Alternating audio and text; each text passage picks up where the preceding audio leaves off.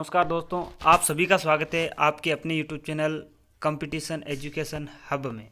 दोस्तों, आज के इस वीडियो में मैं 10 क्वेश्चन लेके आया हूं और जो अपना क्रम है 2000 प्रश्नों की जो संकलन है, जो श्रृंखला है, उसका पहला एपिसोड है और आज हम 10 प्रश्नों पे चर्चा करेंगे। कुल हम 2000 जो सवाल है वो पूरे क्लियर करेंगे। तो दोस्तों, पहला सवाल है, RH कारक की खोज किसने की थी? हमें वैज्ञानिक का नाम बताना है। तो आपके पास यहाँ पर 4 ऑप्शन दिए गए हैं। पहला ऑप्शन है हेक्सले, दूसरा है लैंडस्टीनर व वीनर, उसके बाद में डार्विन और चौथा है वेलेस। तो दोस्तों, इसका जो राइट आंसर है वो मैं आपको बता दूं। इसका राइट आंसर है ऑप्शन नंबर सेकंड, लैंडस्टीनर और विनर ने जो है वो RH कारक की खोज की थी। दोस्तों, ये भी बता दूं कि RH कारक की जो खोज है वो एक बंदर की प्रजाति है जिसका नाम है मकाका रिसस। मकाका रिसस, उसमें इसकी जो खोज है वो की गई थी। तो दोस्तों, पहला सवाल आपका क्लियर है। RH कारक की खोज जो है वो लैंडस्टीनर और विनर नामक वैज्ञानिक ने की थी। अगला जो सवाल है वो है, विटामिन का कौन सा समूह जल में घुलनशील है? आपको बताना है कि ऐसे कौन से यहाँ समूह दिए गए, दो ग्रुप बनाए गए हैं, उनमें से कौन सा ग्रुप है जो जल में घुलनशील है। दो चीज़ होती है, जल में और वसा में।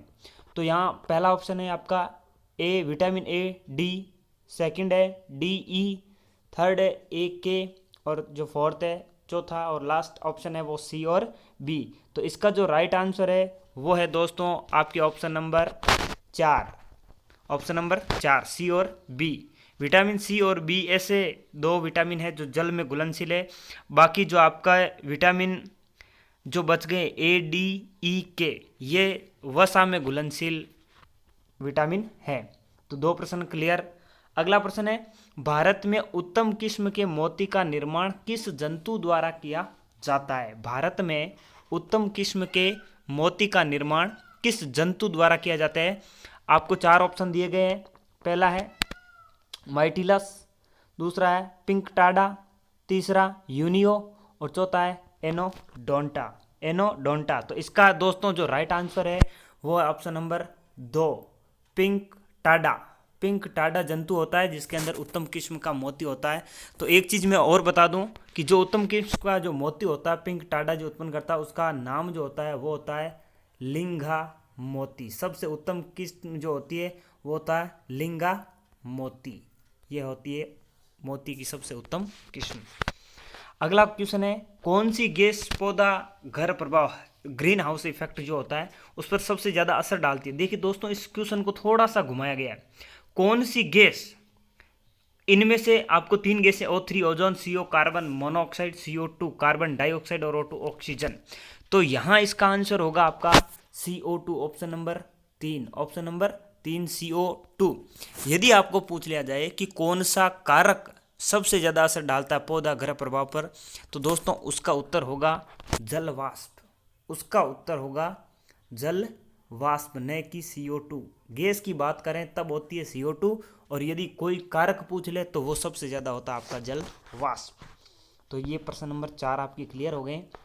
प्रश्न नंबर 5, एक बीमारी का नाम दे रखा है, मोनिनजाइटिस रोग शरीर के किस भाग को प्रभावित करता है? देखिए, मोनिनजाइटिस रोग शरीर के किस भाग को प्रभावित करता है? 4 ऑप्शन दे रखे हैं, आंतें, मस्तिष्क, मसूड़े और चौथा ऑप्शन है त्वचा। तो दोस्तों, इसका जो राइट आंसर है वो है ऑप्शन नंबर सेकंड, मस्तिष्क। इसकी मैं आपको विशेष जानकारी भी दे दूं कि ये जो बीमारी होती है वो मेनिंजाइटिस एक वायरस, बैक्टीरिया और एक और इसके संक्रमण होता है, और वो होता है आपको माइक्रो ऑर्गेनिज्म। इसके संक्रमण से ये क्या करता है कि मस्तिष्क और जो मेरुरज्जु होता है उसके ऊपर एक होती है झिल्ली, उसमें सूजन आ जाती है इस बीमारी के कारण। तो ये जो प्रभावित करने वाला अंग है वो हो गया मस्तिष्क।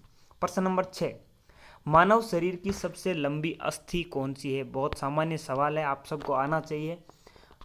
और ऑप्शन दे रखे हैं, फीमर, ह्यूमरस, टिबिया और रेडियस या रेडियसु। तो इसका जो राइट आंसर है वो है दोस्तों ऑप्शन नंबर 1, फीमर, और जो पाई जाती है जांघ के अंदर। तो ये भी सवाल आपका क्लियर हो गया है। अगला प्रश्न है प्रश्न नंबर 7, न्यूक्लिक अम्ल की खोज किसने की थी? न्यूक्लिक अम्ल की खोज किसने की थी? इसके आपको ऑप्शन दे रखे हैं, एवेरी, मैक्लाउड, मैकार्टी और फ्रेडरिक मिशर। तो इसका जो राइट आंसर है वो है दोस्तों फ्रेडरिक मिशर। न्यूक्लिक अम्ल जो होता है उसकी जो खोज है वो फ्रेडरिक मिशर ने की थी। जबकि आपको यहाँ जो 3 नाम दिखाई दे रहे हैं, एवेरी, मैक्लाउड और मैकार्टी, इन तीनों ने भी इसके संदर्भ में एक बहुत अच्छी बात की थी 1944 के अंदर, 1944 में। और वो बात थी कि इन्होंने ये बताया था कि न्यूक्लिक अम्ल ही आनुवंशिक पदार्थ है जो लक्षणों को एक पीढ़ी से दूसरी पीढ़ी में ले जाता है। इसको आनुवंशिक पदार्थ का जो दर्जा है वो इन तीनों ने 1944 में दिया था। तो चलो दोस्तों आगे शुरुआत करते हैं अपने अगले प्रश्न की। आधुनिक आनुवंशिकी का जनक, बहुत ही महत्वपूर्ण सवाल है दोस्तों, कंफ्यूज करने वाला है। आधुनिक आनुवंशिकी का जनक किसे कहा जाता है? ऑप्शन दे रखे हैं, मेंडल, जॉनसन, डब्ल्यू बैटसन और वाटसन। देखो ये आधुनिक आनुवंशिकी है, न कि आनुवंशिकी। अगर आनुवंशिकी होती तब तो इसका उत्तर मेंडल होता, लेकिन पूछा गया आधुनिक आनुवंशिकी, तो इसका जो आंसर है वो है दोस्तों डब्ल्यू बैटसन। डब्ल्यू बैटसन इसका राइट आंसर हो जाएगा ऑप्शन नंबर 3, डब्ल्यू बैटसन। क्योंकि आनुवंशिक शब्द जो है वो सबसे पहले इन्होंने ही दिया था। अगला सवाल, मानव शरीर में कितने गुणसूत्र युग्म पाए जाते हैं? दोस्तों आपको ये भी सवाल कंफ्यूज कर सकता है। यहाँ पूछा गया मानव शरीर में कितने गुणसूत्र युग्म पाए जाते हैं, न कि गुणसूत्रों की संख्या। अगर गुणसूत्रों की संख्या की बात करें तो वो होते हैं 46 युग्म पूछे हैं। तो इसका जो आंसर है, 4 ऑप्शन आपको दे रखे हैं, मैं बता दूं, 24, 19, 22 और 23। तो इसका जो राइट आंसर है वो होगा दोस्तों 23, क्योंकि 46 गुणसूत्र तभी होंगे जब 23 युग्म होंगे। अगला और आज के हमारे जो पार्ट फर्स्ट है उसका अंतिम सवाल है, सबसे तेज बढ़ने वाला वृक्ष का नाम बताइए। सबसे तेज बढ़ने वाला वृक्ष, बहुत अच्छा सवाल है।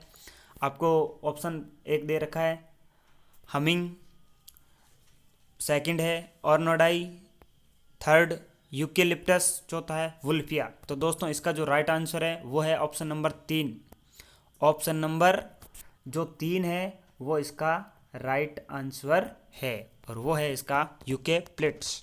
और जो आपको यहाँ चौथा दे रखा वुल्फिया, इसकी आप विशेषता बताएंगे और वो बताओगे आप कमेंट बॉक्स में।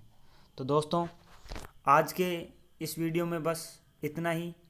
वीडियो को आप ज़्यादा से ज़्यादा लाइक करें, शेयर करें, और यदि हमारे चैनल को सब्सक्राइब नहीं किया है तो आप प्लीज़ सब्सक्राइब कर लें। जय हिंद, जय भारत।